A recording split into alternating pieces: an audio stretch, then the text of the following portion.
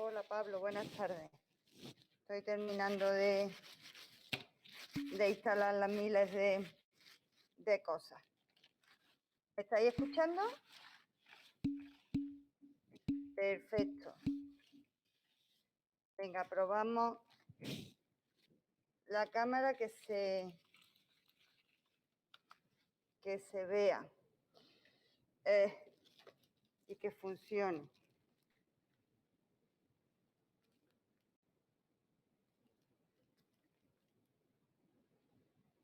Vale, parece que esto funciona todo.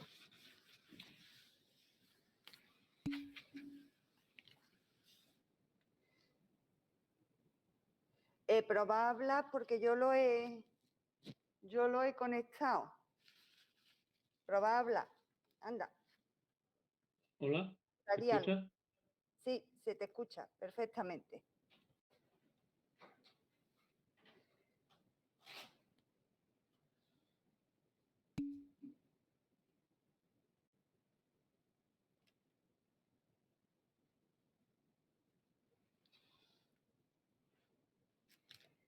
Bueno, voy a poner en el proyector la última parte del tema de programación lineal entera, en el que vamos a ver, para acabar este tema,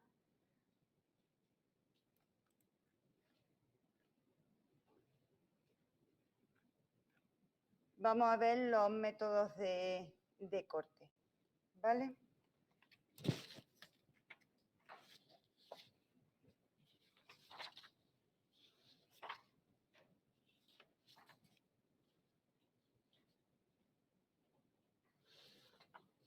Bueno, ¿cuál es la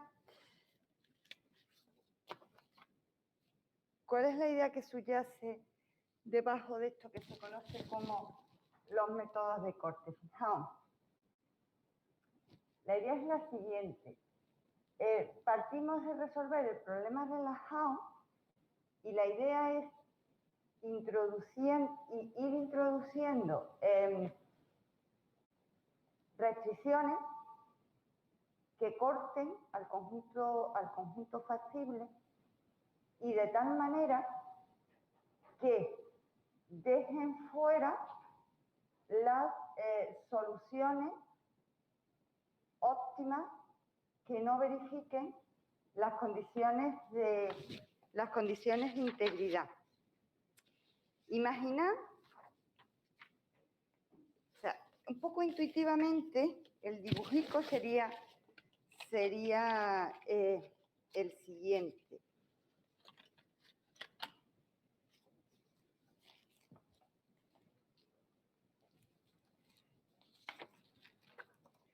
Decidme lo que estáis en casa, si ahora cuando escribo veis bien, ¿vale? Imaginad que tenemos un conjunto factible de un problema lineal donde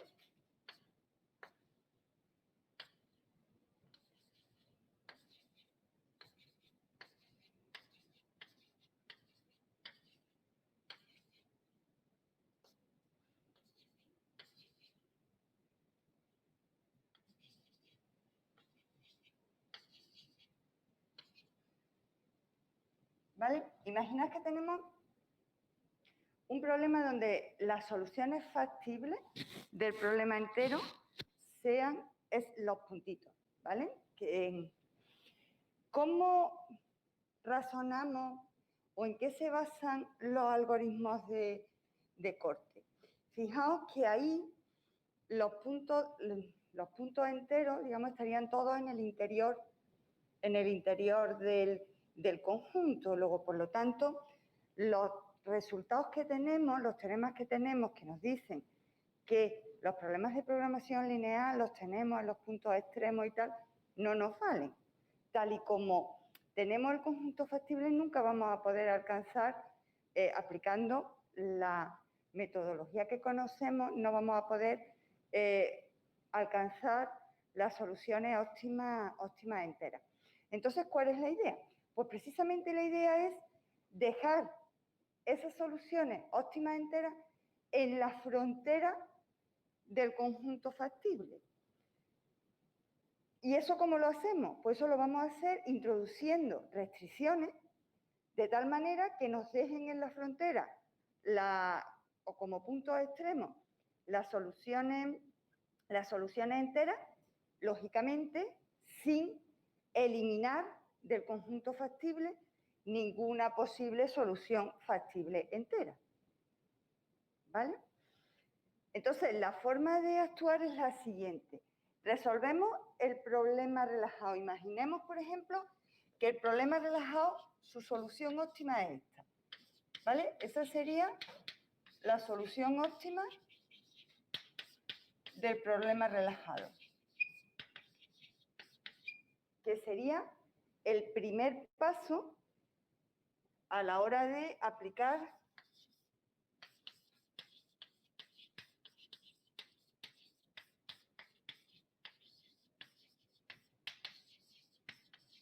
estos algoritmos. El segundo paso sería generar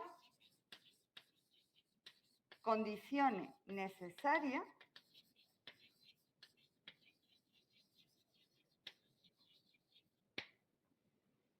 de integridad.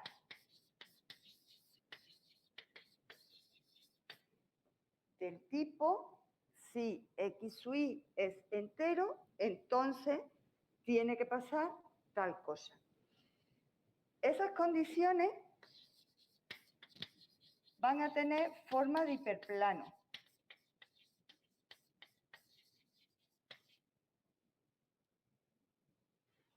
¿Vale? Luego, todas las soluciones factibles del problema entero van a verificarlas.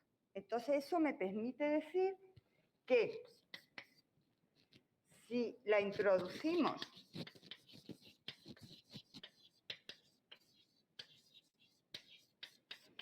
en el problema, entonces no me va a dejar fuera ninguna solución factible del problema entero. La que sí me va a dejar fuera es la solución óptima del problema relajado, con lo cual yo tendré que continuar la resolución del problema mediante el dual del simple.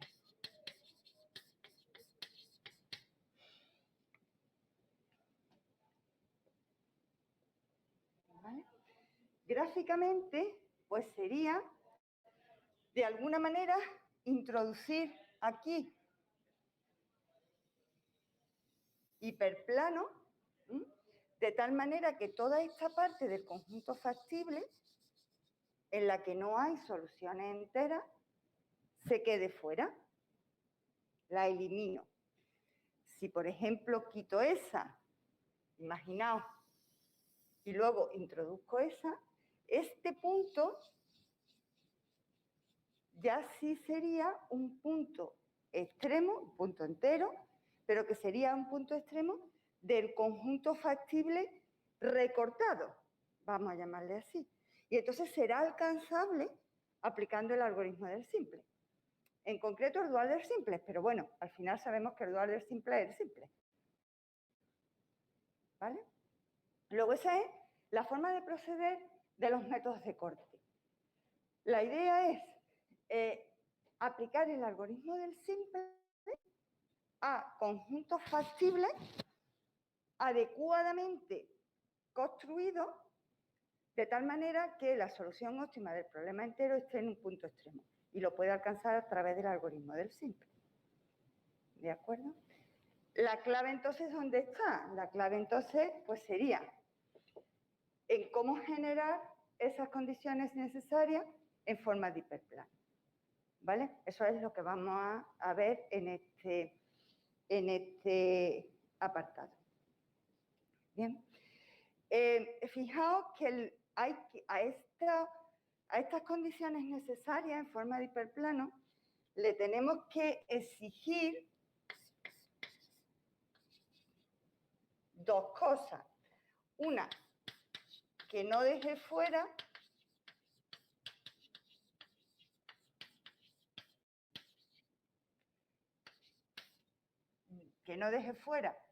del conjunto factible que va definiendo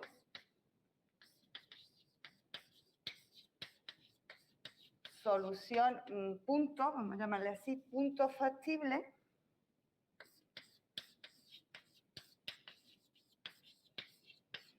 del problema entero.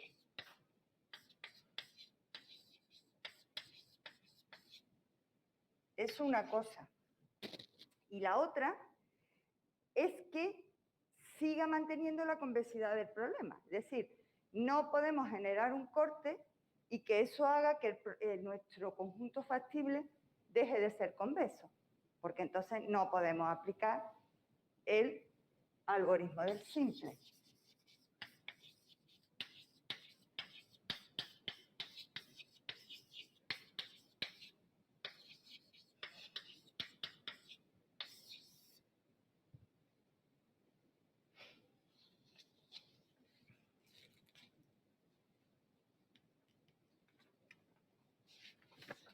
¿Vale?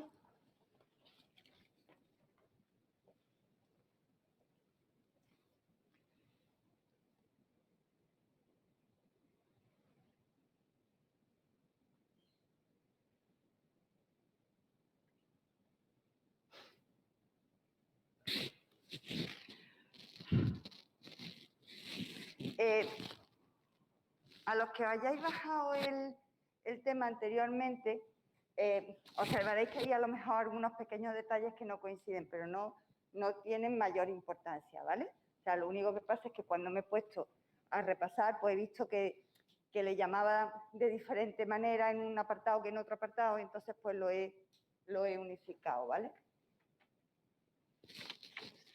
Entonces no os volváis locos que no he introducido ninguna cosa importante.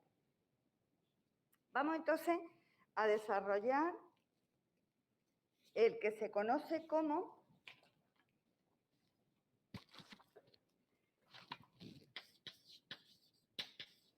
el corte entero de Gomori, el F-corte.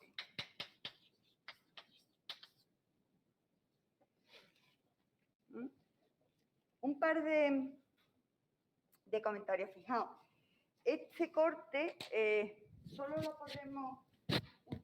Ahí va, el micrófono. Solo lo podremos utilizar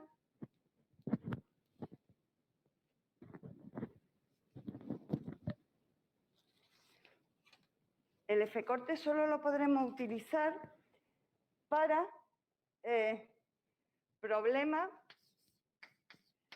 enteros puros. ¿Vale? Es decir, todas las variables tienen que ser enteras. Y en las restricciones tenemos que tener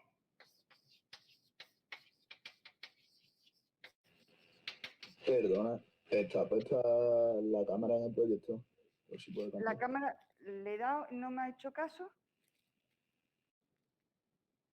Ahora. Ahora perfecto, gracias. Ahora. Tenemos que tener las restricciones coeficiente entero. ¿Por qué? Fijaos, este algoritmo, cuando se generan las condiciones necesarias, se entiende que todas las variables, incluidas las variables de holgura, tienen que ser enteras. Entiende que un problema es un problema entero puro escrito en forma estándar. Luego, por lo tanto, incluso las variables de holgura las supone entera. Entonces nos podemos encontrar, por ejemplo, imaginaos que tenemos esta restricción,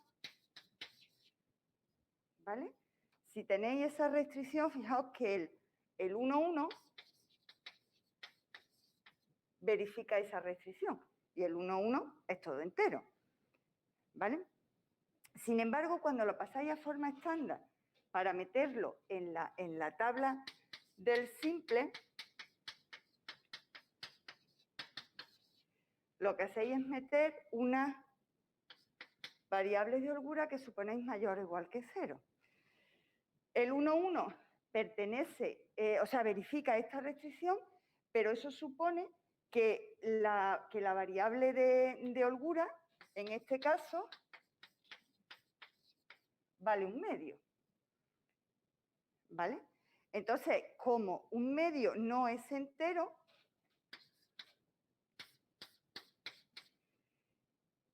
al generar el F-corte de Gomori, el 1, 1 lo va a echar fuera del conjunto, lo va a dejar fuera, ¿vale? Porque, o podría dejarlo fuera, en el sentido de que no es una solución toda entera, ¿vale? Bueno, pues evidentemente eso lo único que hay que tener la precaución de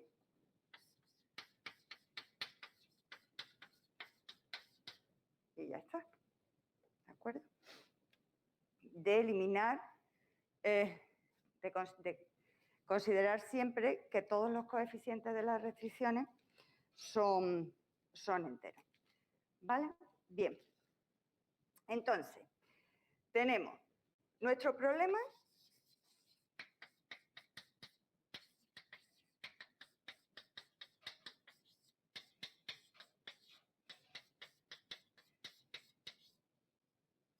Tenemos nuestro problema entero puro, ¿vale?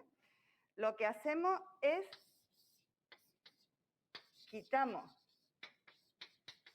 la restricción de que pertenezcan a Z y nos quedamos con nuestro problema relajado, ¿vale? Resolvemos el problema relajado y nos encontramos que X estrella es la solución óptima del problema relajado, que sabemos que será igual a B menos 1 por B, 0, ¿vale? Bueno, esto más exactamente, no tienen por qué ser, lógicamente, las primeras componentes, lo vamos a poner de esta manera.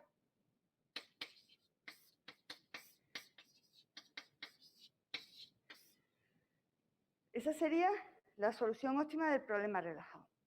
Si la solución óptima del problema relajado es toda entera, pues ya está, hemos acabado. Supongamos que no. Supongamos que tenemos una de las componentes que sea estrictamente positiva, es decir, una de las componentes básicas, tal que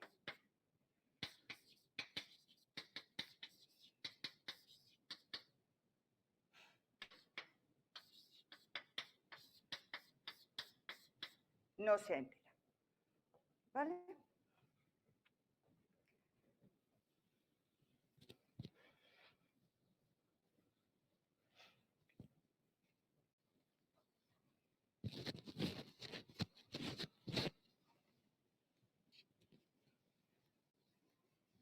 Bien, recordar que si B es la base óptima, ¿vale? Es la base que genera, o la base asociada a esa solución básica factible, que es la solución óptima. Entonces, para todo X factible, se verificaba que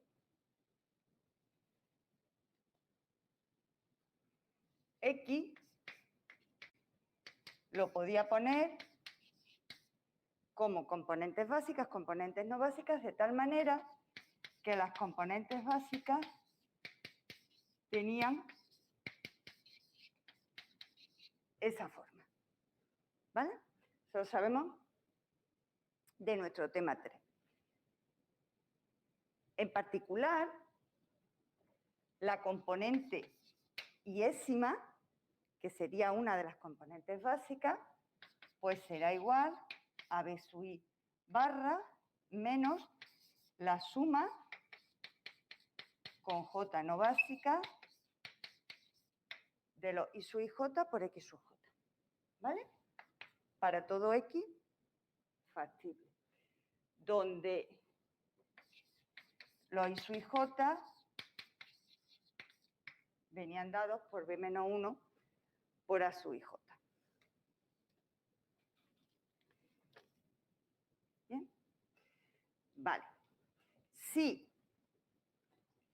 estamos diciendo que B sub i barra, que es el valor de la componente iésima en la solución óptima, no pertenece a Z, entonces B sub i lo podré descomponer en su parte entera más su parte fraccional.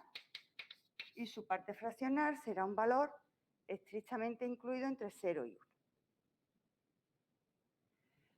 Para los I sub ij,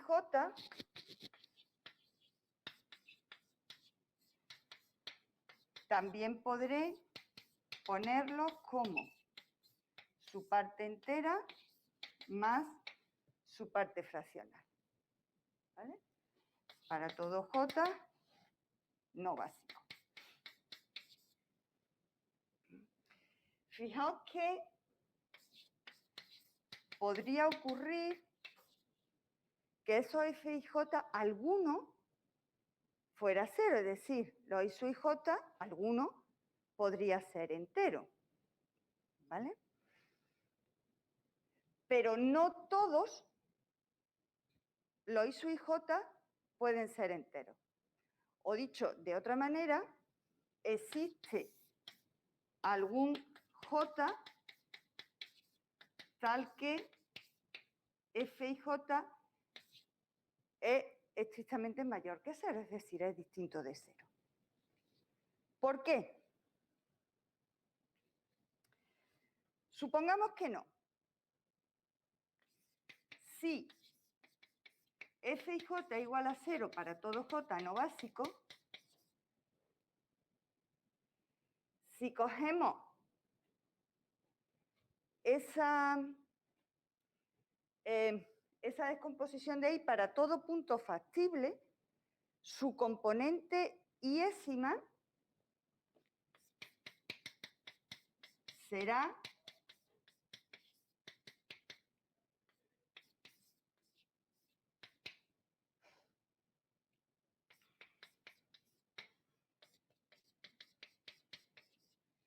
lo voy a poner mejor así. Será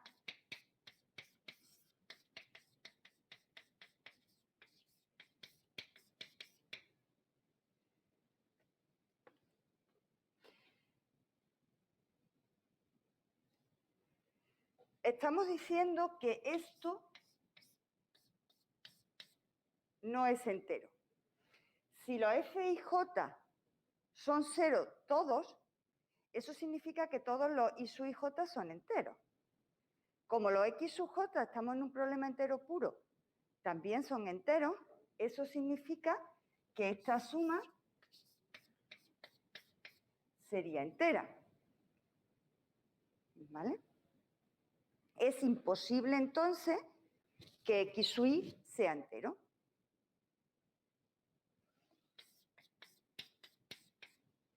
Luego no tendríamos ningún punto factible de tal manera que su componente iésima fuera entera.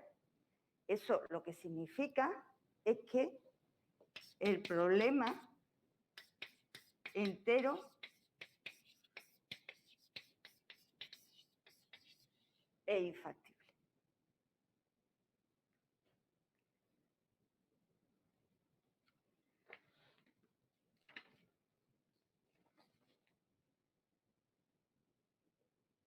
¿Vale?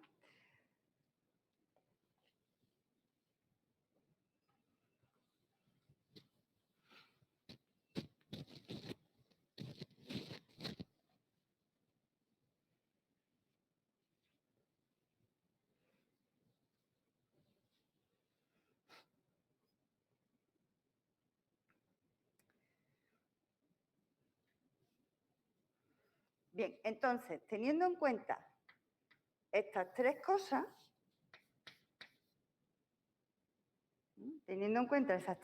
tenemos que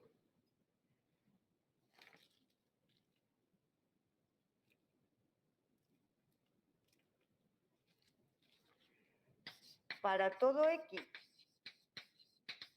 factible, su componente yésima será la parte entera de b sub i más f sub i menos la suma de la parte entera de los i sub i j más f i j por x sub j con j perteneciente a nb.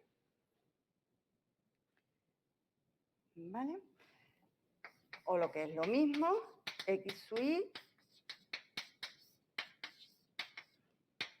menos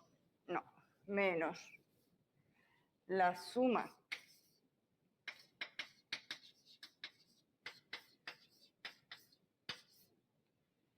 de la suma de eso será igual a f sub i menos la suma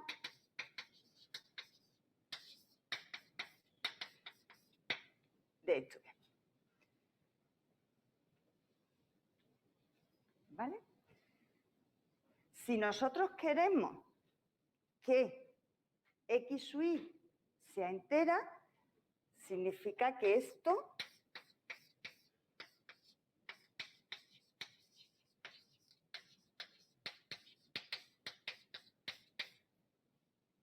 para que x sub i sea entera, significa que f sub i menos esto tiene que ser entero. ¿Vale? ¿Por qué? Porque eso es igual a esta diferencia. Entonces, si x sub i es entera, esta diferencia es entera. Luego, por lo tanto, esto es entero. ¿Vale? Pero además, fijaos que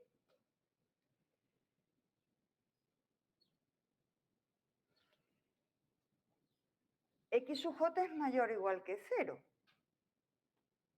¿Vale? f y j es mayor o igual que 0. Luego, esta suma de aquí es mayor o igual que 0. Entonces nos queda que f sub i menos esa suma es menor que f sub i.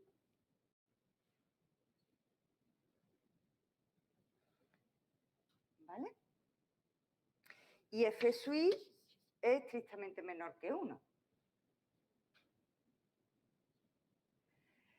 Si unís estas dos cosas, os queda que f sub i menos la suma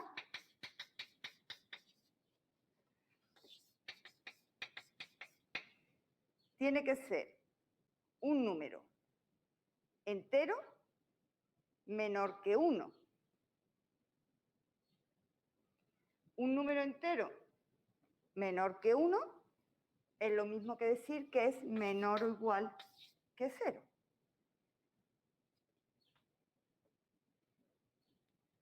¿Vale? Bien, pues este es el corte de Gomori, o bien introduciendo variables de holgura y poniéndolo de esta manera,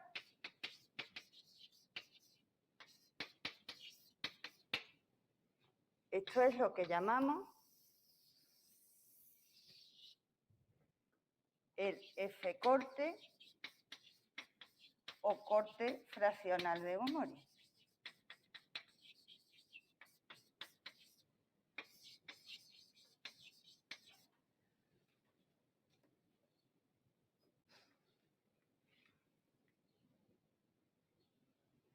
¿Vale? Fijaos que en la solución actual, en la solución del problema relajado, las componentes no básicas valen 0. Luego, por lo tanto, si las componentes no básicas valen 0 y sustituimos en esa restricción, nos queda que h sub i es menor o igual que menos f sub i, que es estrictamente menor que 0. Y eso no puede ser verdad, porque lógicamente la variable de holgura es mayor o igual que 0. ¿Vale? Luego, en la solución óptima del problema actual, no verifica la restricción del corte de Gomori. Esto es un igual, perdón. Al meter la variable de holgura se convierte en igualdad. Luego, X estrella no verifica el F corte. Cuando nosotros introduzcamos ese F corte en el conjunto factible, el nuevo conjunto factible va a dejar fuera a la solución óptima que tenemos ahora mismo. ¿Vale? O la solución óptima que tenemos ahora mismo se va a quedar fuera del nuevo conjunto factible. Entonces, lo que hacemos es aplicar el dual del simple. Al aplicar el dual del simple, lo que vamos a conseguir es pues, irnos a otro punto extremo que sí verifique el F corte de Gomori con el mejor valor de la función objetivo, con el mejor valor posible de la función objetivo. ¿Vale? ¿Qué pasaría? Pregunta. ¿Qué pasa si cuando yo me voy al algoritmo dual del simple,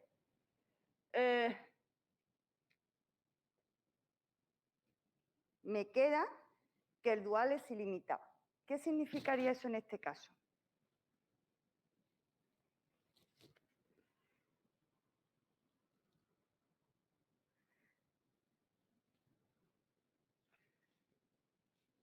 Fijaos, las relaciones de dualidad nos decían que si el dual es ilimitado, el primal es infactible. Luego, lo que nos estaría diciendo es que al meter el F corte, el conjunto factible, el poliedro continuo, se ha convertido en el vacío. ¿Vale? Y la conclusión, por tanto, sería que el problema entero es infactible. No tenemos soluciones enteras dentro del conjunto factible.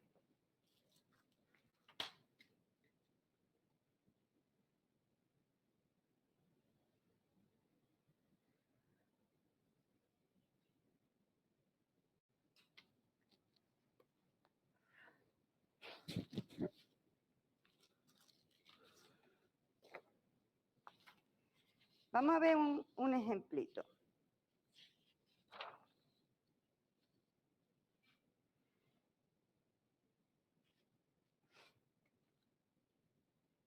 Tenemos ese problema entero puro. Resolvemos el problema relajado.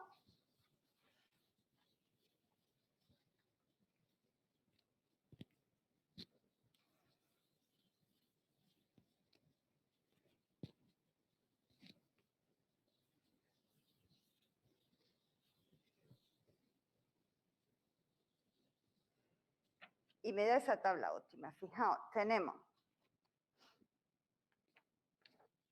la solución óptima, pues sería un medio la cámara.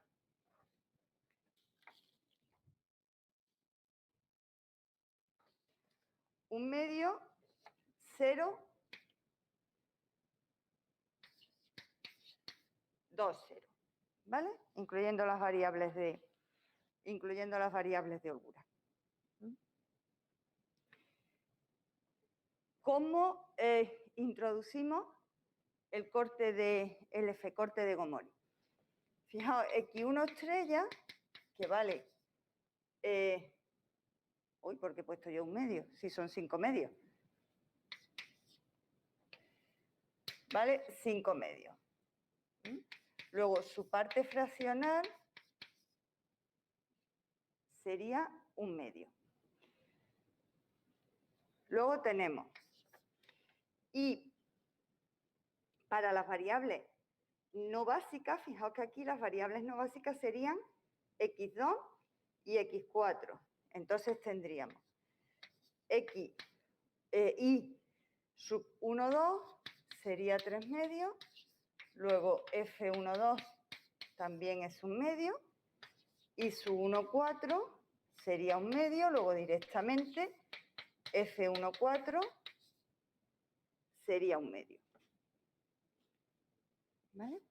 A partir de aquí, el F corte de Gomori pues sería H1 menos un medio de X2 menos un medio de X4 igual a menos un medio.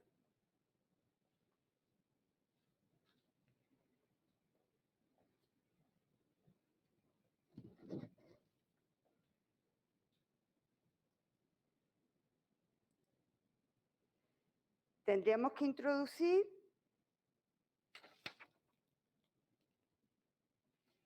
esa restricción en la tabla tal cual vimos al final del tema pasado, en el que utilizábamos la dualidad para lo que llamamos un análisis de posoptimalidad. Aquí lo que estamos haciendo es un análisis de posoptimalidad.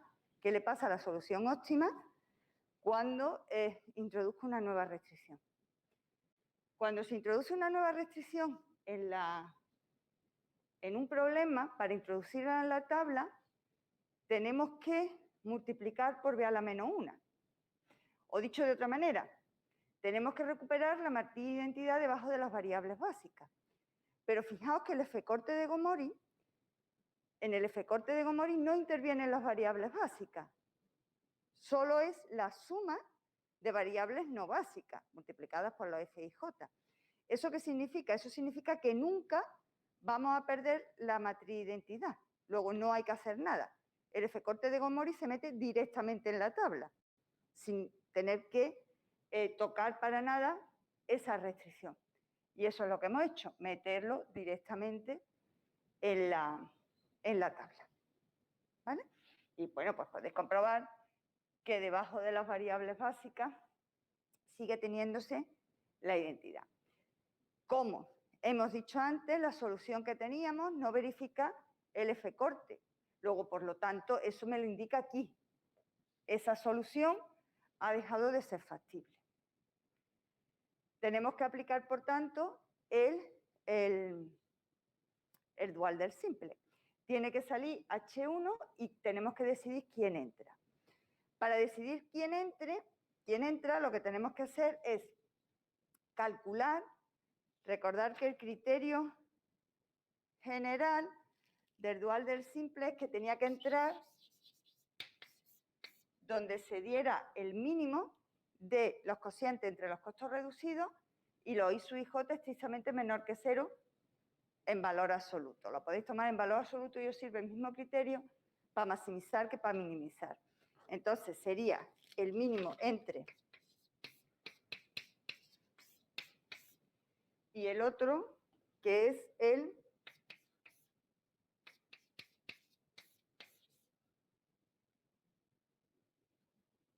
¿vale? Lógicamente,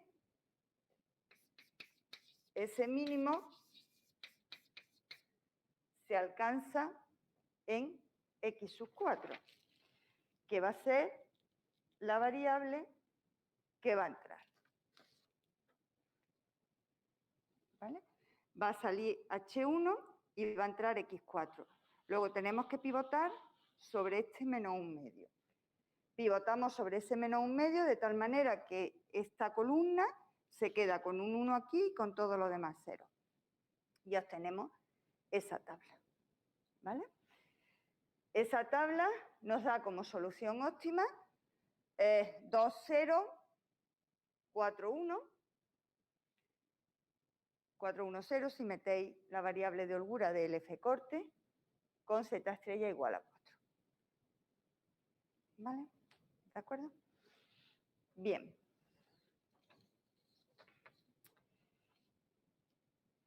Bueno, pues eso sería cómo se genera el F-corte que nos sirve, como digo, para problemas enteros puros. Vamos a ver qué pasa si tengo un problema mixto. este corte no nos vale.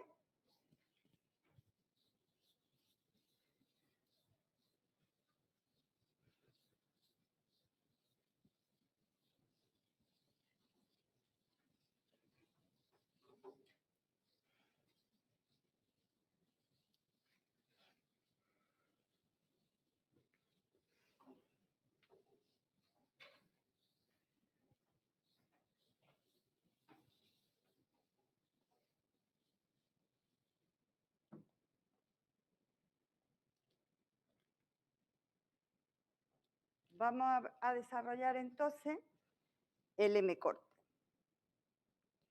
o lo que se llama el corte mixto de Gomori.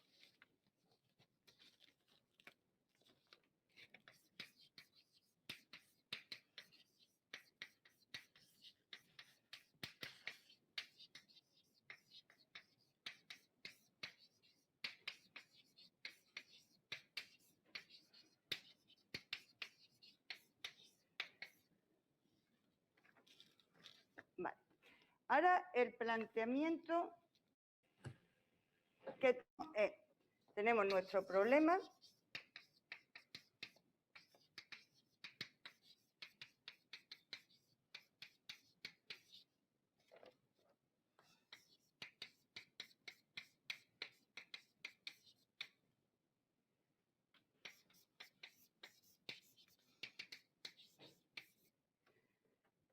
Tenemos un problema donde algunas, no todas, las variables tienen que ser enteras. ¿Qué es lo que hacemos? Bueno, pues lo primero consideramos, como siempre, el problema relajado.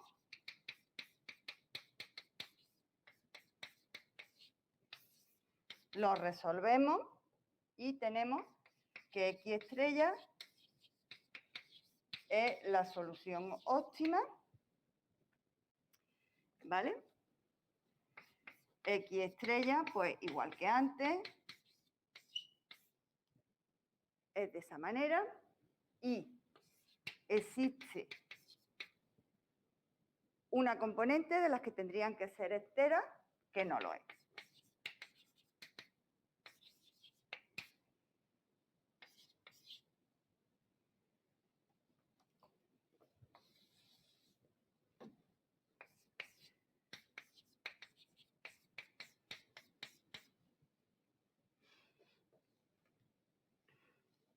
¿Vale?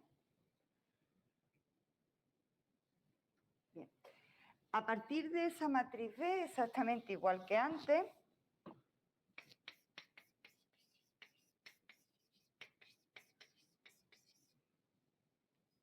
¿se ha escuchado el chat?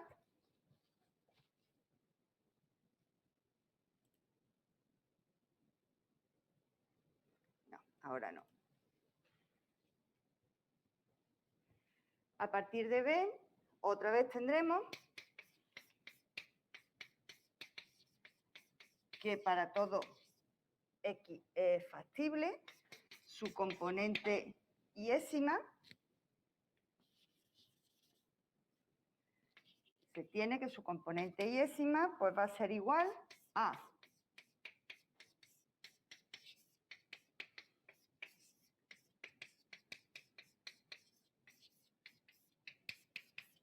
eso de ahí.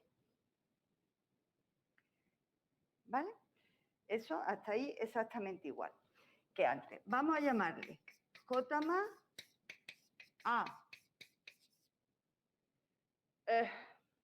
Las componentes no básicas, tales que el I sub ij sea mayor o igual que 0.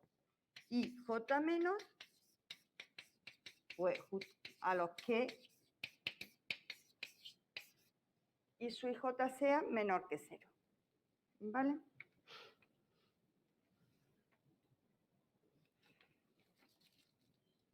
Vale.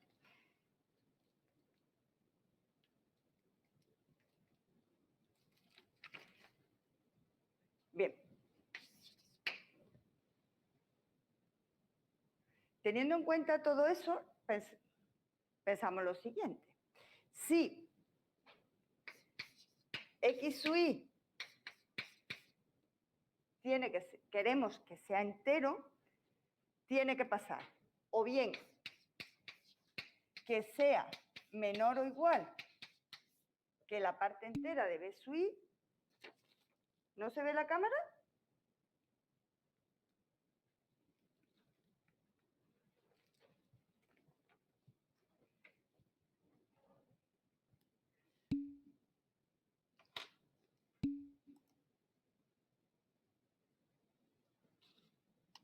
¿Ya?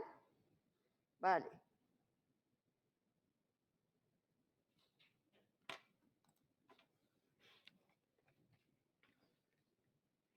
Si X sub I, o sea, la componente yésima de cualquier punto factible, pertenece a Z, tiene que pasar o bien que sea menor o igual que la parte entera de B sub I, o que sea mayor o igual que la parte entera de B sub I más 1. ¿Vale? Porque en el intervalo, fijaos que esto es lo mismo que decir que X sub I no pertenece a este intervalo.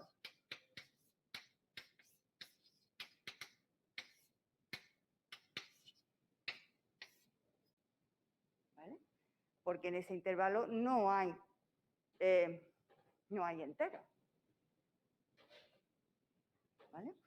Luego, si X sub I pertenece a Z es porque es menor o igual que la parte entera de B sub I o es mayor o igual que la parte entera de B sub I más 1. Si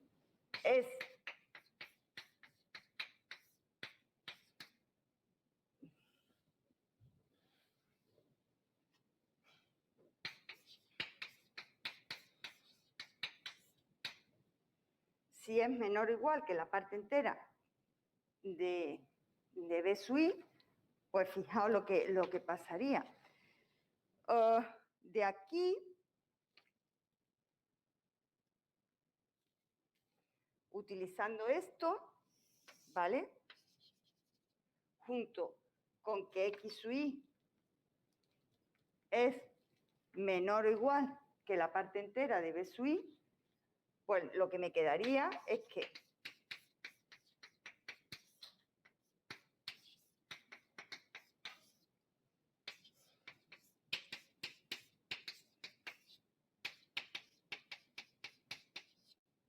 eso es menor o igual que 0.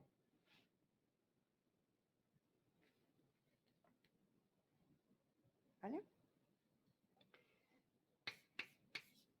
O lo que es lo mismo, que F sub I es menor o igual que esta suma. Esa suma la puedo descomponer en los J que pertenezcan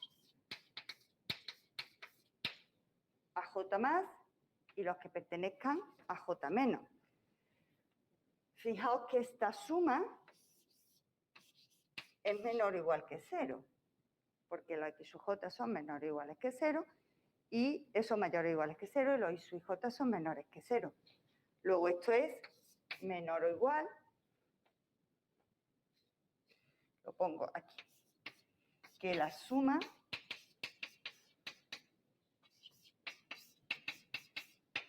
esa de aquí. ¿Vale? O dicho de otra forma,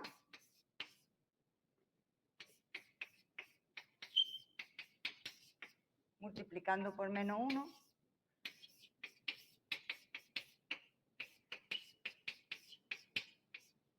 tengo eso. ¿Vale? Luego, para que pase esto, o sea, si pasa eso, mejor dicho, pasa eso. ¿Vale? Bien, lo guardamos ahí.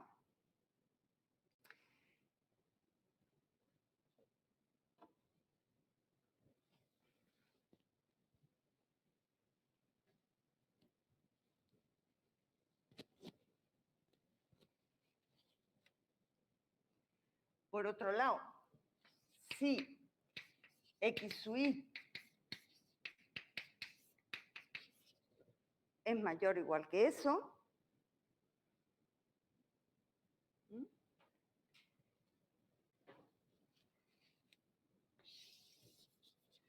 Y tenemos en cuenta eso de ahí. ¿Vale? Pues, ¿qué pasaría? La cámara, voy. Sí, eso. La cámara. ¿Vale? Entonces, si aplicamos eso aquí, ¿qué nos quedaría? Nos quedaría que, a ver cómo lo pongo.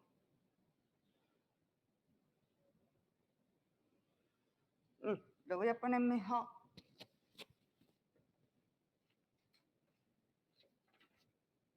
Así. 1 es menor o igual que x sub y menos b sub barra. ¿Vale? Y ahora utilizo esa desigualdad, ¿vale? O sea, que la rayita esta iría aquí. Esto me quedaría que es menor o igual que f sub i menos la suma. La cámara no se ha cambiado, no sé si la ha dado o no. ¿No he cambiado? Bueno, no, ahora sí. le había dado, pero no me había hecho caso. Vale, gracias. Ahora sí, ¿no? Sí.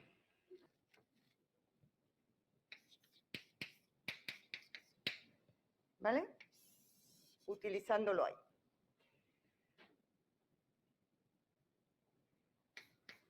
Esto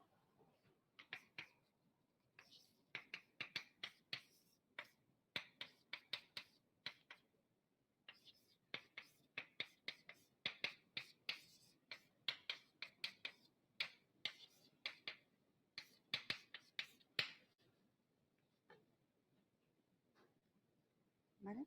Fijaos que ahora, como este sumando es mayor o igual que 0, todo ese sumando es mayor o igual que 0, esto será menor o igual que f sub i menos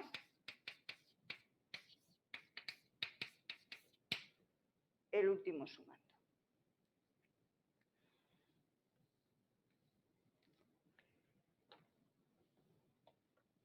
Con lo cual tengo lo siguiente.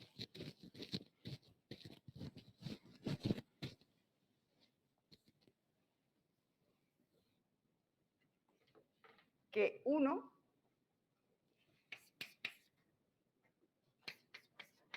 es menor o igual que f sub i menos esta suma.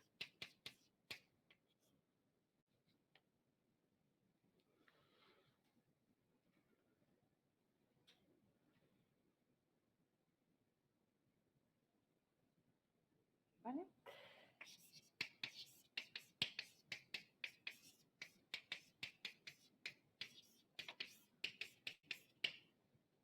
Paso el 1 para ese lado. ¿Vale? Divido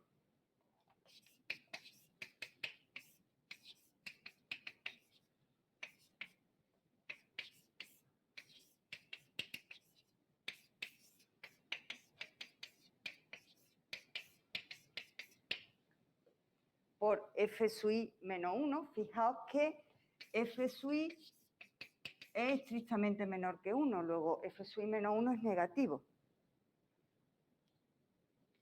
¿Vale?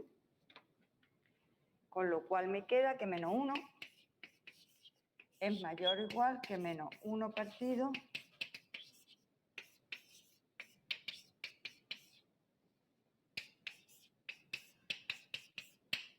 por eso.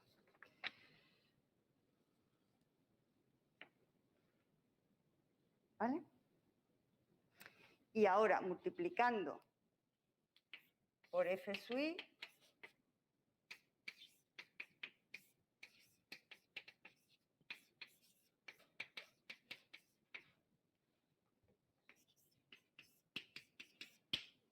me queda que cuando x sub y sea mayor o igual que eso, se va a verificar eso.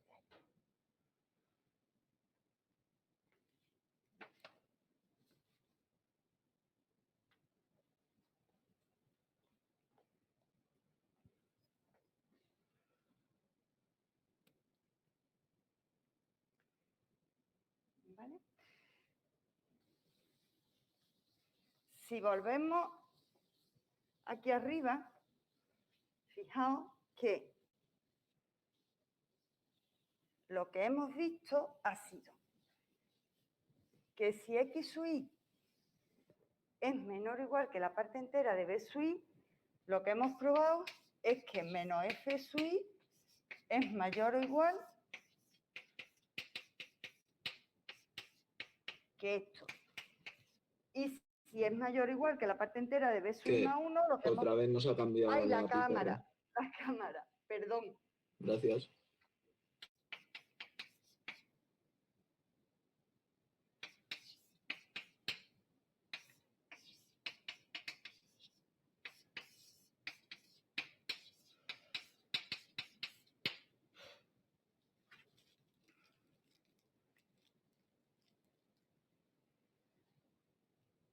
¿Vale?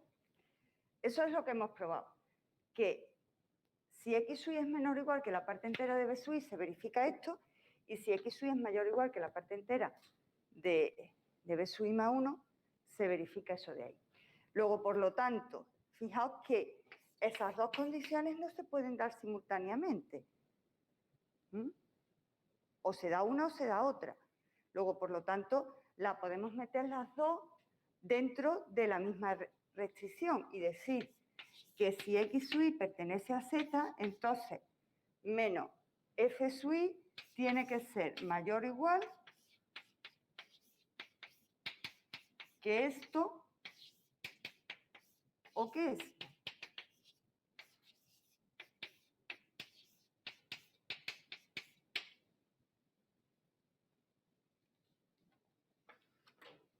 ¿Vale?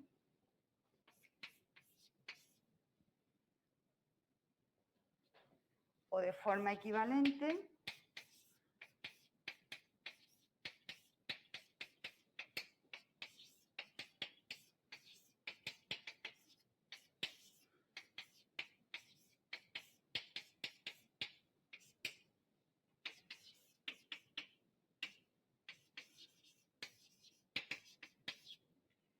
y esto es lo que conocemos como el M-corte o corte mixto de Gomori.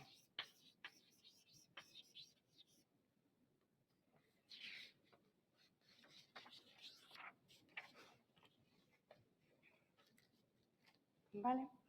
Otra vez, la solución que tenemos ahora mismo, los x sub j, son 0. Luego no verifica esta restricción, porque si vosotros sustituís, os quedaría que h sub i es igual a menos f sub i, que es imposible porque h sub i tiene que ser positivo. ¿Vale? Luego, al introducir esa restricción en el conjunto factible, estáis dejando fuera la solución óptima del problema relajado o del problema que tenéis en ese momento, porque lógicamente los cortes se van metiendo de forma iterada. No tiene por qué pasar, o no es lo habitual que pase, lo que nos ha pasado en el ejemplo, que con el primer corte ya se nos volvía la solución entera. Lo normal es que tengamos que meter más de un corte. ¿De acuerdo? ¿Vale? Bien, fijaos que aquí la condición necesaria que estamos introduciendo es solo teniendo en cuenta que la única que estamos suponiendo, o sea, imponiendo, mejor dicho, que sea entera es la x sub i. ¿Vale? Pero podría ser que otras variables, en particular estas variables no básicas, alguna también tuviera restricción de que tenga que ser entera. Razonando de una forma un poco más farragosa, se puede llegar a generar el que se conoce como el M estrella corte de Gomori, que no lo vamos a desarrollar, pero que lo tenéis aquí, que será el que utilicéis, a menos que os pidan lo contrario en los problemas. ¿Cómo sería el M estrella corte? Fijaos que el M estrella corte en realidad, bueno, sería como aquel. Lo que ocurre es que los coeficientes de las componentes de las variables, la cámara, bueno, lo digo aquí, mirad aquí, en este M corte, los coeficientes de la X sub J, de las variables no básicas, son I sub I J o F sub I partido F sub I menos 1 por I sub I J. ¿Vale? El M estrella corte, perdón, toma los mismos coeficientes si la X sub J no tiene condición de integridad, ¿vale? No pertenece a ese conjunto de subíndice I que yo tenía por ahí. Si pertenece, si tiene que ser entera, es decir, es una de las variables no básicas y tiene condición de que sea entera, entonces los coeficientes de esa X sub J en el corte de Gomori son F y J y F sub I partido F sub I menos 1, F y J menos 1, dependiendo de que F y J, que es la parte fraccional de los I sub I J, sea menor o mayor estricto que F sub.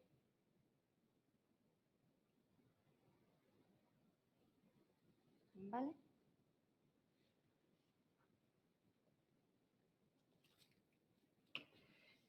Y tenemos un ejemplito.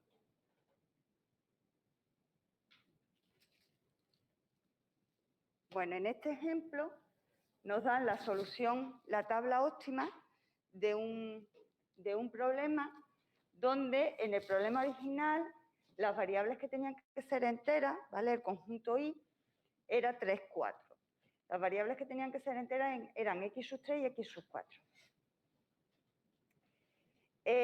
Si generamos el M corte de Gomori, lo que tenemos que distinguir es, vamos a generarlo para X sub 3, ¿vale? Fijaos que la parte fraccional de X sub 3 es 1/3. Los índices donde los I sub J correspondientes positivo es el 4 y negativo el 2. Luego, entonces, el M corte sería, para los que son positivos, sería directamente los I sub I J, que en este caso es 11/3. Y para los que son negativos, pues sería F sub I partido F sub I menos 1 por I sub I J. ¿Vale? Bueno, lo ordenamos y nos queda que ese sería el M corte de Gomori. ¿Y cuál sería la diferencia con el M estrella corte? Fijaos que tendríamos, me voy a aquella pizarra.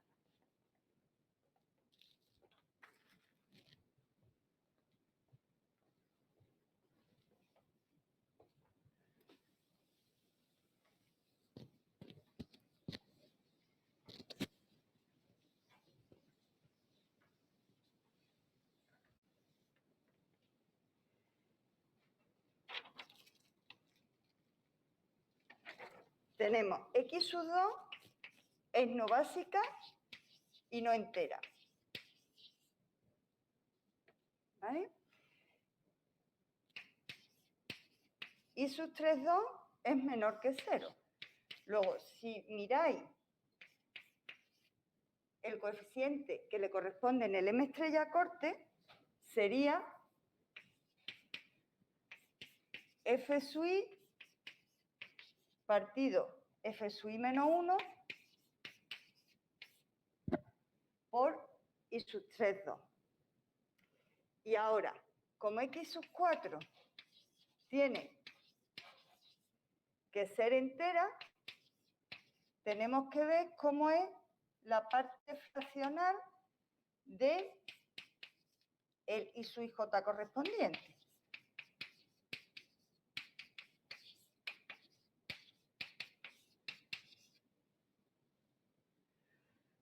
¿Vale? Que es mayor que la parte fraccional de x sub 3. Por tanto, el lambda 4 que le corresponde sería f sub i partido f sub i menos 1 por f sub ij, en este caso f34 menos 1.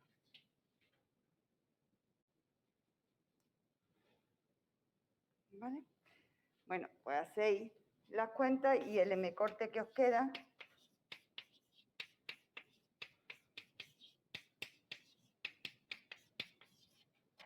sería ese. ¿Vale?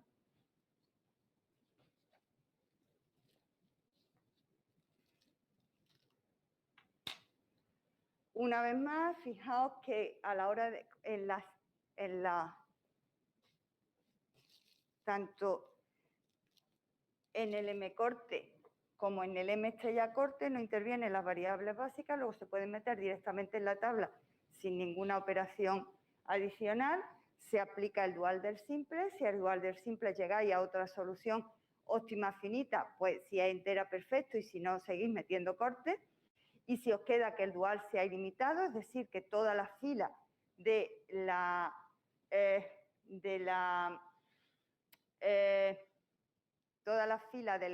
del corte tiene los coeficientes estrictamente positivos, os queda que el dual es ilimitado, con lo cual lo que concluís es que el problema entero es infactible. ¿Vale? Bueno, pues con esto hemos terminado el tema de la programación entera. Y hemos terminado también todo el bloque de la programación lineal. Lo que nos quedaría ahora son los dos temas que vamos a ver de programación no lineal. 5 minutitos de descanso y seguimos con la programación no lineal, ¿os parece?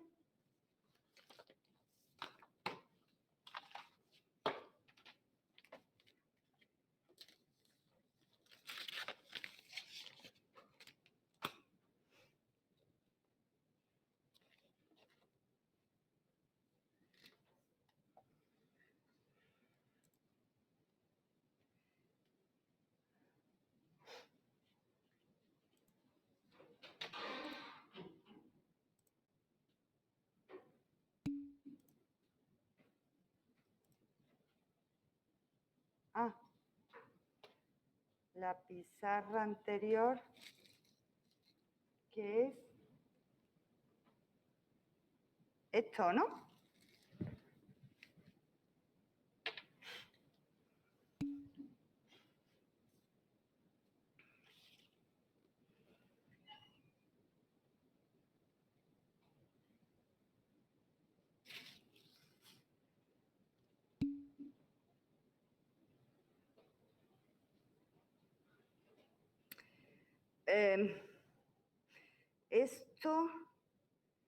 Esto no está sacado del bolse, Álvaro, esto está sacado... Ay, ¿de dónde está sacado esto? No sé si del bazar no lineal.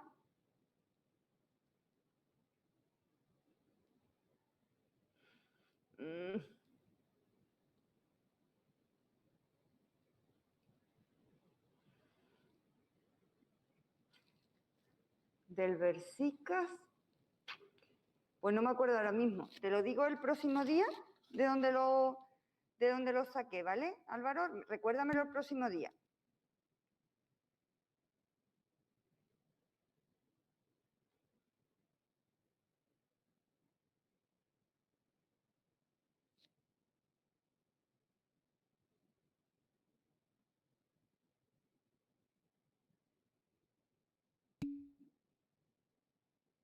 Vale, Álvaro, mándame un correo mejor.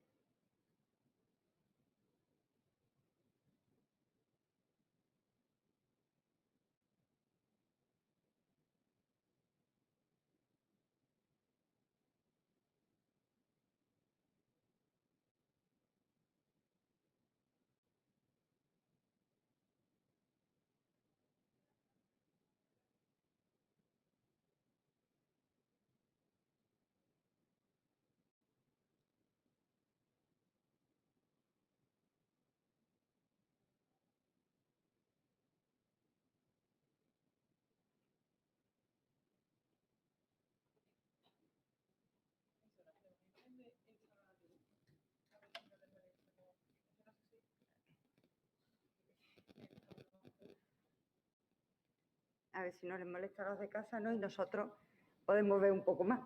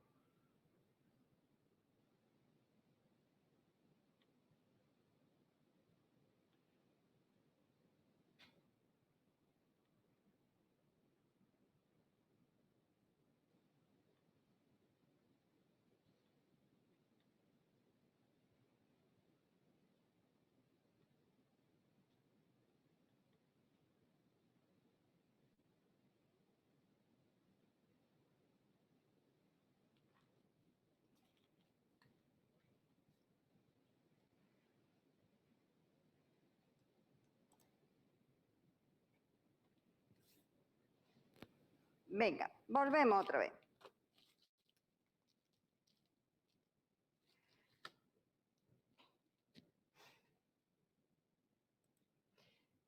Vamos a empezar, como digo, con los problemas no lineales, ¿vale? Si cogéis un libro de programación matemática, ¿no? Veis que los problemas, para estudiar la resolución de los problemas, lo que se hace es se coge el grupo de los problemas lineales, que son los que sabemos resolver completamente y los que tenemos completamente dominados, más o menos. Y antes de pasar al general, lo que se hace es que os podéis encontrar pues capítulos donde hablan de los problemas cuadráticos, los problemas fraccionales, los lineales fraccionales, etcétera, ¿vale?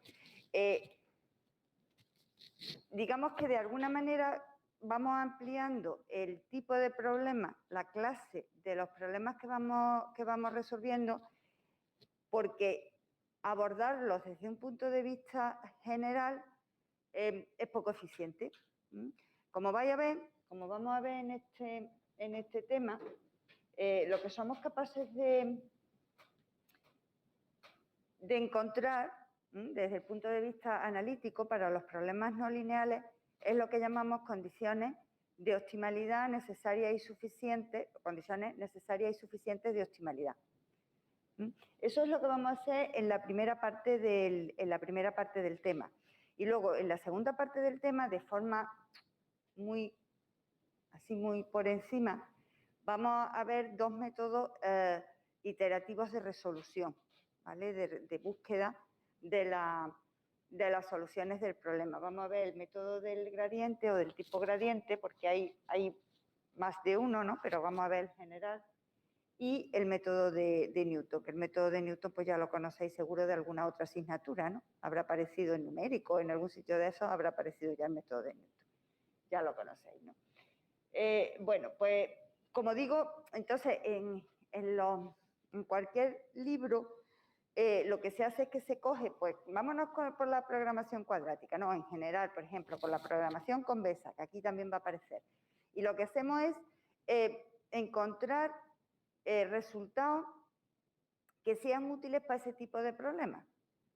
Nosotros esa parte no lo vamos a hacer, sino que directamente vamos a considerar los problemas lineales, que son los que hemos estudiado hasta ahora, y ahora vamos a saltar a los problemas no lineales, porque no nos da para más el tiempo. En este primer tema vamos a considerar el problema general sin restricciones expresadas de forma explícita. Quiero decir, vamos a suponer que nuestro problema va a ser minimizar una función f de x real de variable real sujeta a que x pertenece a un conjunto S. ¿Vale? Como digo aquí, las restricciones vienen expresadas de forma de un conjunto S abstracto. En el siguiente tema, lo que vamos a hacer es ponerle aquí que las restricciones vienen dadas también en forma de funciones. Esa va a ser la diferencia entre los problemas con restricciones y los problemas sin restricciones. ¿Vale? Entonces, este tema, pues entendemos que X pertenece, como digo, a un conjunto S que no viene expresado en forma de desigualdades funcionales. El conjunto S, como vamos a desarrollar las condiciones de optimalidad bajo diferenciabilidad, el conjunto S vamos a suponer siempre que va a ser abierto, y para algunos resultados también supondremos que es convexo. Cuando demos resultados que involucren a funciones convexas, pues entonces es necesario, las funciones convexas tienen que estar definidas sobre conjuntos convexos. Entonces supondremos que el conjunto S es convexo. ¿Vale? Fijaos, bueno, definimos lo que es un mínimo, lo tenéis puesto ahí.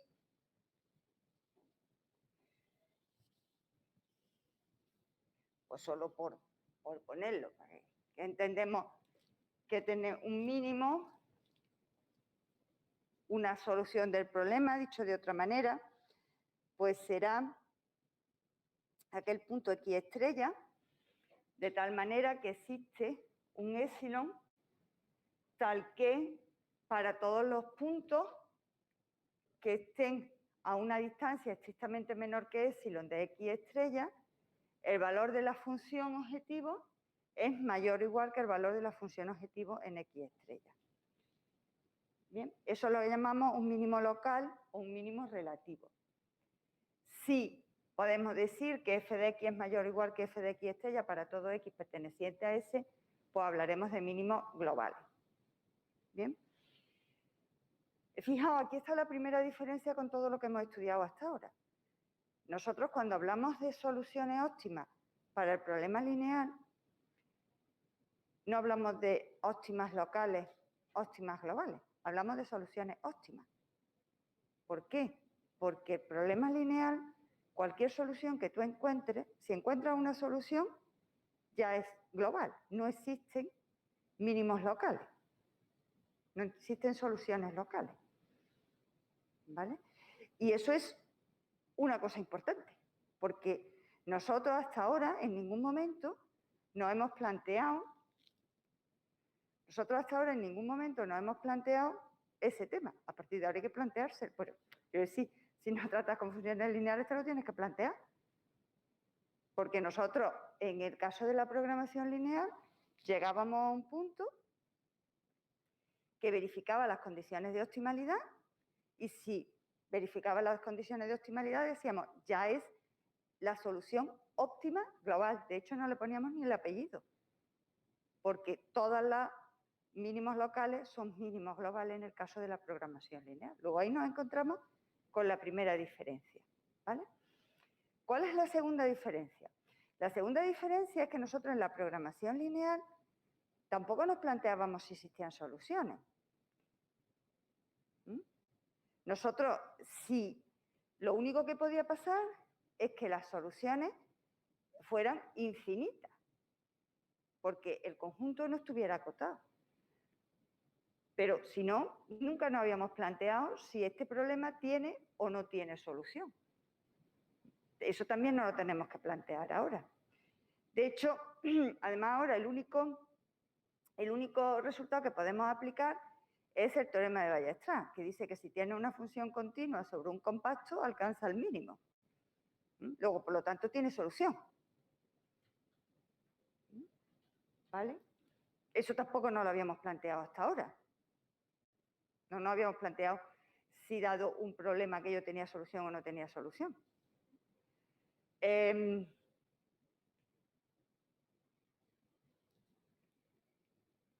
Otra diferencia. Fijaos, cuando nosotros establecíamos las condiciones de optimalidad, en el caso de la programación lineal, si pensáis en la parte de mejora de una solución básica factible. Tú decías, yo estoy en una solución básica factible, estaba en una, ¿vale? Y eras capaz de saber si había otra mejor. No en plan local, sino en todo el conjunto, tú sabías si esa era la mejor, el mejor valor de la función objetivo o no. ¿Y eso por qué era? Eso era porque la función objetivo, si estamos en un problema de minimizar, decrecía siempre en una dirección constante. Fijaos que la dirección de decrecimiento es menos el gradiente de la función objetivo. Si tú tienes una función lineal, el gradiente es constante en todos los puntos. Luego, si tú estás en cualquier punto, la dirección en la que decrece o en la que crece, me da lo mismo, la función es siempre la misma. ¿Vale? Si tú tienes una función que no sea lineal, evidentemente la dirección de crecimiento o decrecimiento depende del punto. Piensa en x cuadrado, por ejemplo. ¿Vale? Ya el gradiente, bueno, en este caso la derivada es 2x, que va para un lado o para otro dependiendo de quién sea x. Es otra cosa muy importante. ¿Por qué?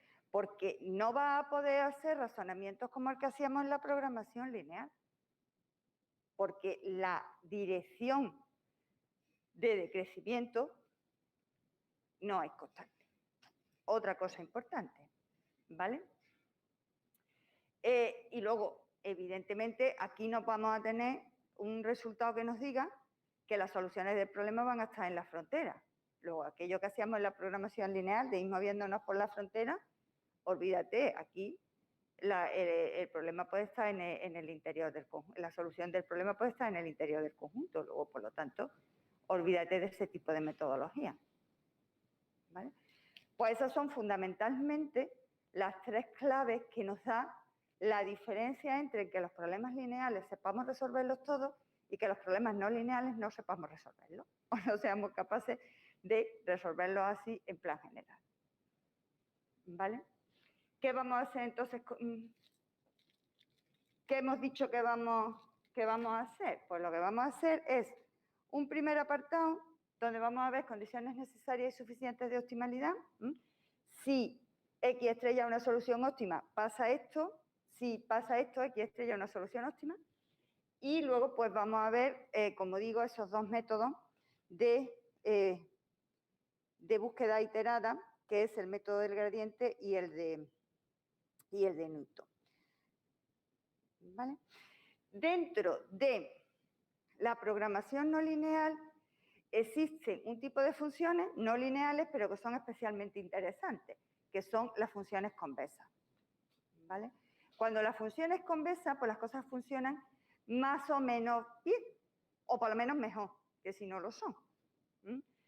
Recordemos que una función es convexa si se verifica esa desigualdad. Bueno, gráficamente os la pinto para que la tengáis en mente.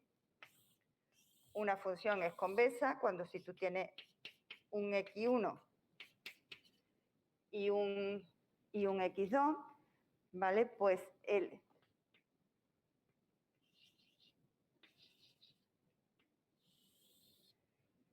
este sería, también lo podía, espérate que la pinto un poco más a hueva.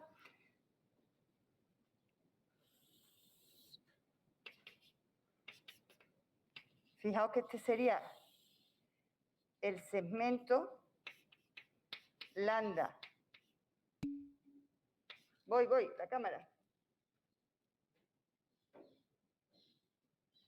Es que no me hace caso.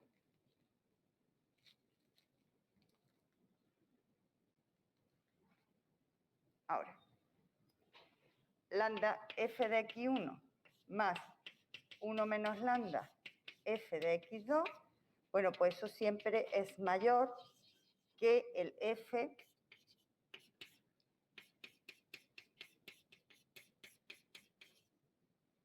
¿vale? Bueno, pues esas serían las funciones convexas. Si la desigualdad es estricta, siempre y cuando x1 y x2 sean distintos, pues diremos que la función es estrictamente convexa. Si se da la desigualdad contraria, pues tenemos las funciones cóncavas o estrictamente cóncavas. Mirad, y aquí tenemos el primer teorema que nos dice que tenemos ventajas siempre y cuando tengamos algún tipo de convexidad sobre la función. Y es eso que os he comentado, de que en la programación lineal todo mínimo local era mínimo global. Bueno, pues si la función es convexa se sigue verificando.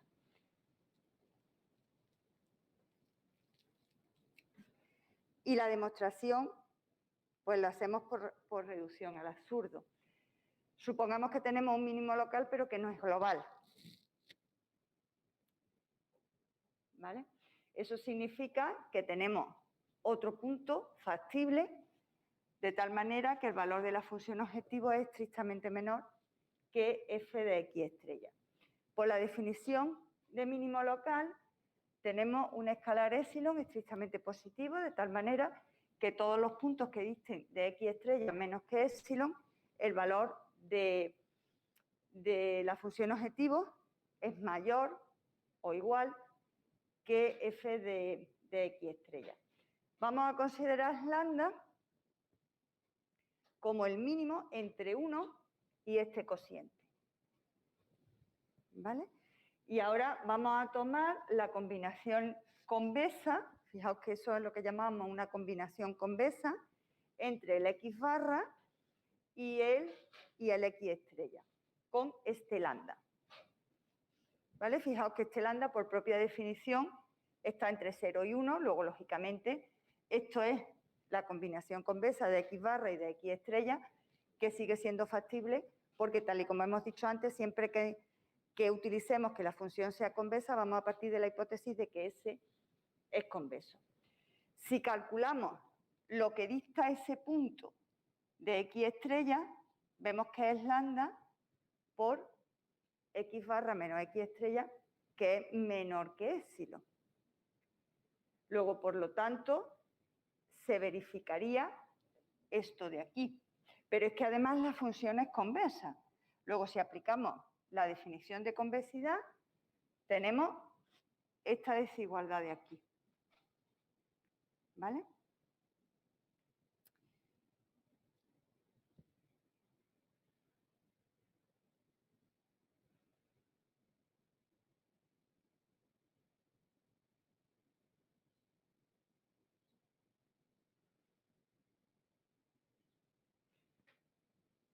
hacéis la cuenta esta y os quedaría que f en ese punto es menor o igual que f en x estrella.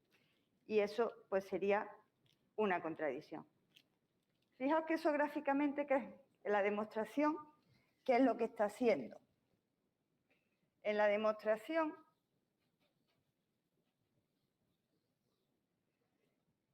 tú tienes tu x estrella que tiene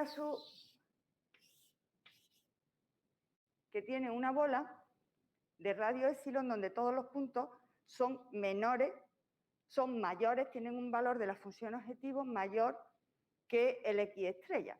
Entonces, si tú supones que esto no es un mínimo local, coge un x barra, tienes que suponer que hay un x barra que tiene un mejor valor de la función objetivo. Entonces, lo que hace es que considera la combinación convexa y a medida que te mueves por aquí, llega un momento en que ya te has metido dentro de la bola. ¿Vale? Aplicas la condición de convexidad y llega a la contradicción.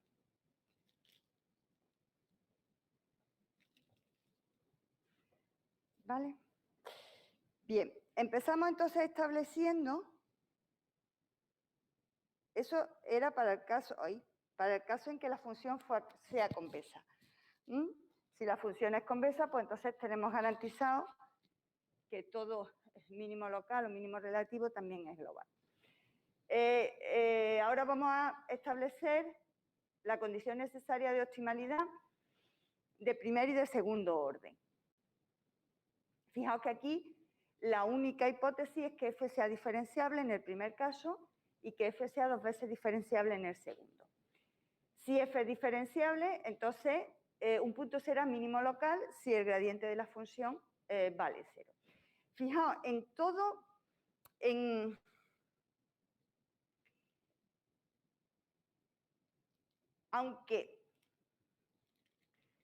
aunque lo lógico es que quisiéramos, cuando nosotros queremos resolver este problema, esto se me ha olvidado comentarlo antes, si vosotros, de la propia definición del problema, vosotros me diréis, ¿qué sentido tiene calcular mínimos locales? La propia definición del problema dice que me encuentre el punto donde sea el mínimo en todo el conjunto S, ¿no? Claro, eso es lo ideal. El problema es que eso no siempre lo vamos a... No siempre sabemos hacerlo. Porque, fijaos, en todo este tema vamos a estar utilizando reiteradamente que si tenemos una función que sea diferenciable, entonces f es aproximadamente igual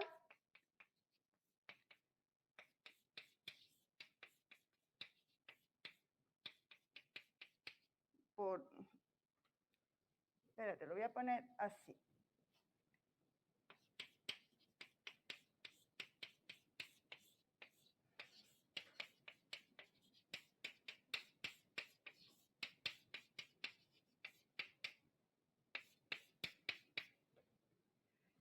A eso.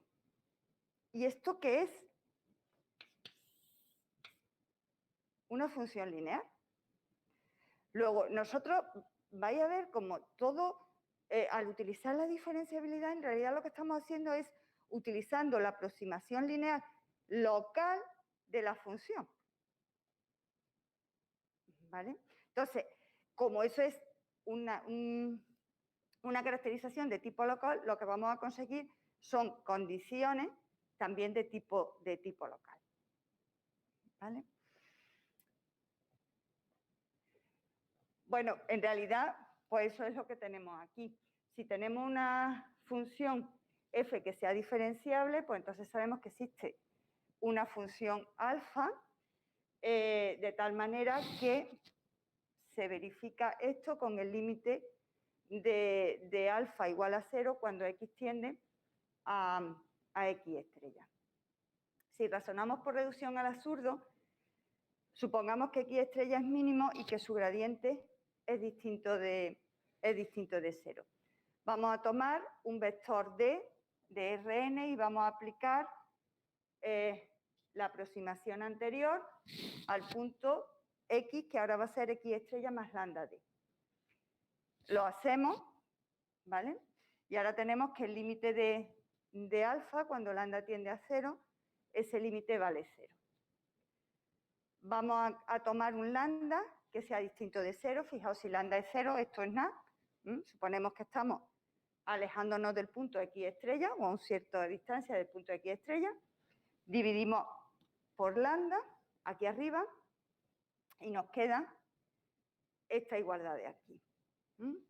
Si tomamos como vector D menos el gradiente de X estrella, que lo podemos hacer porque estamos suponiendo que es distinto de 0, este producto escalar de aquí, ¿vale? Ese producto escalar de ahí, me queda que es menos la norma al cuadrado de gradiente de f de X estrella, que es estrictamente menor que 0.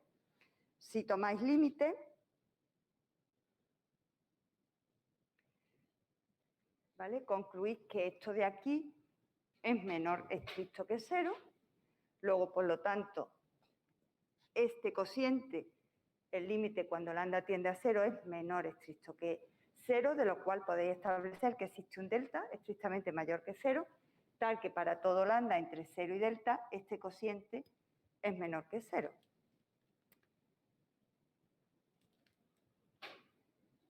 ¿Vale?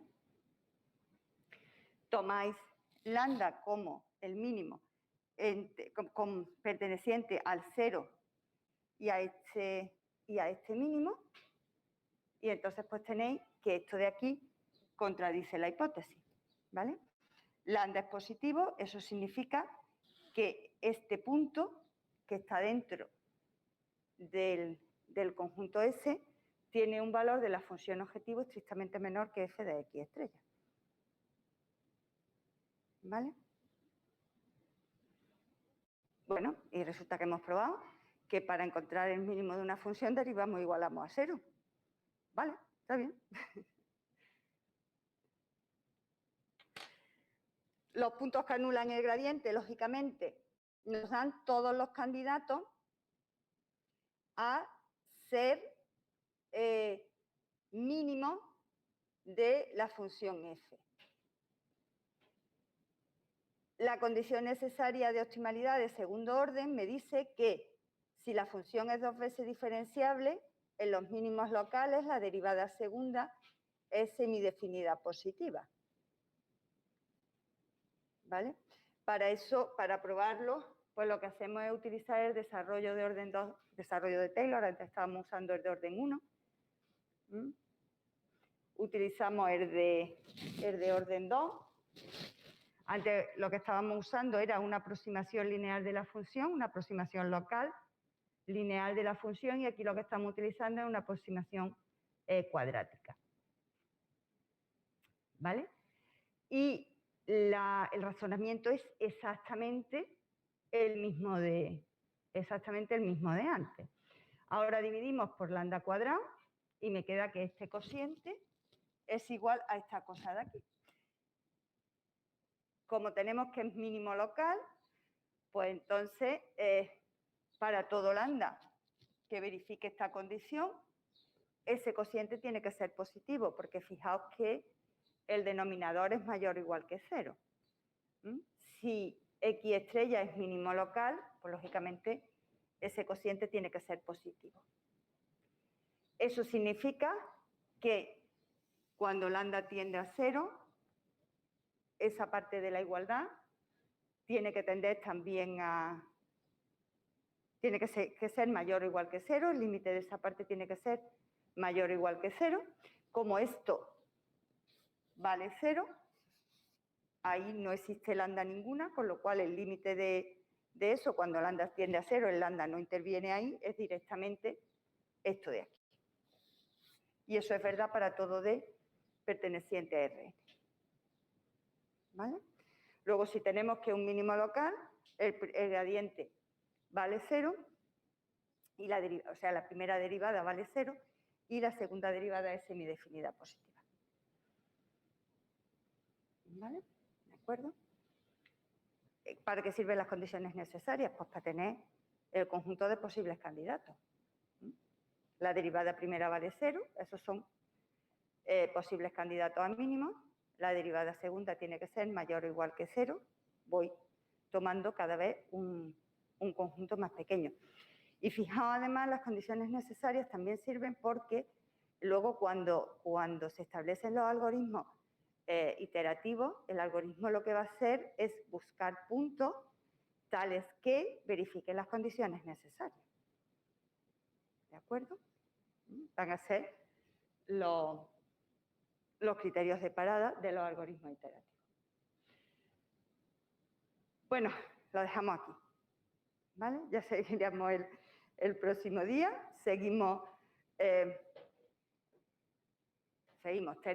Realmente terminamos de ver este tema. ¿De acuerdo? Pues venga. Hasta la semana que viene.